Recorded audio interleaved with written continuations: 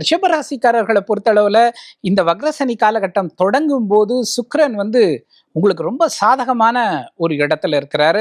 உங்களோட ராசியிலேயே அவர் வந்து ஆட்சி பெற்று அமர்ந்திருக்கக்கூடிய நேரம். அவரை தான் வந்து தன்னுடைய 3ஆம் பார்வையாக சனி பகவான் பார்க்கிறார்.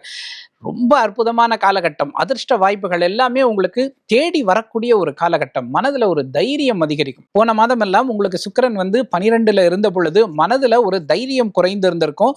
இப்ப அவர் வந்து உங்க ராசியிலேயே ஆட்சி பெற்று அமர்ந்திருக்கக்கூடிய காரணத்தினால தைரியம் அதிகரிக்கும்.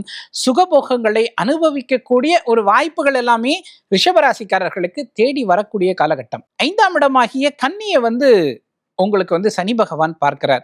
5ஆம் இடம் என்னாலே பூர்வ புண்ணிய ஸ்தானம். உங்களுடைய முயற்சிகள் எல்லாமே கை கூட போகுது. உங்களுடைய லட்சியங்கள் கைகூடும்.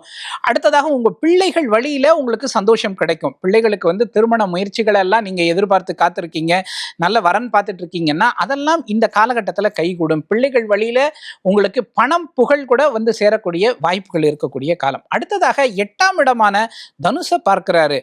குருவினுடைய வீடுதான் தனுசை வந்து சனி பகவான் 8ஆம் பார்வையாக பார்க்கறதுனால ரொம்ப அற்புதமான காலகட்டம். வெளிநாடு செல்ல இருப்பவர்கள், இந்த விசா வாய்ப்புகள் எல்லாம் எதிர்பார்த்து காத்திருக்கிறவங்க எல்லாருக்குமே இப்போ விசா கிடைக்கும். நீண்ட நாள்களாக வந்து வேலை தேடிக்கிட்டு இருக்கிறீங்க, வெளிநாட்டுல வெளி மாநிலத்துல அற்புதமான வேலை கிடைக்கும். நல்ல சம்பளத்துல நல்ல வேலைகள் கிடைக்கக்கூடிய ஒரு காலகட்டமாக ரிஷபராசிக்காரர்களுக்கு இந்த வக்ரசனி காலகட்டம் அமையும். மற்றபடி மற்ற எல்லா கிரகங்களுமே உங்களுக்கு ரொம்ப சாதகமா இருக்கு. ஏற்கனவே குரு பகவான் உங்களுக்கு 2ல இருக்கிறாரு. தனத்தை அள்ளி கொடுத்துக்கிட்டு இருக்கிறாரு. அதனால நீங்க அதை பக்குவமா வாங்கி செலவு பண்ற திறமை உங்களுக்கு இருந்தா போதும். அந்த அளவுக்கு வந்து ரொம்ப நல்ல காலகட்டம்.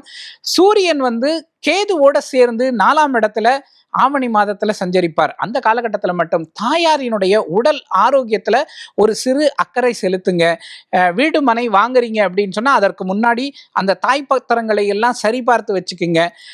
அதே போல புரட்டாசி மாதத்துல கன்னியில சூரியன் சஞ்சரிக்கிற பொழுதும் நேரடியாக உங்களுக்கு வந்து சனியினுடைய பார்வையை பெறுகிறார்கள்.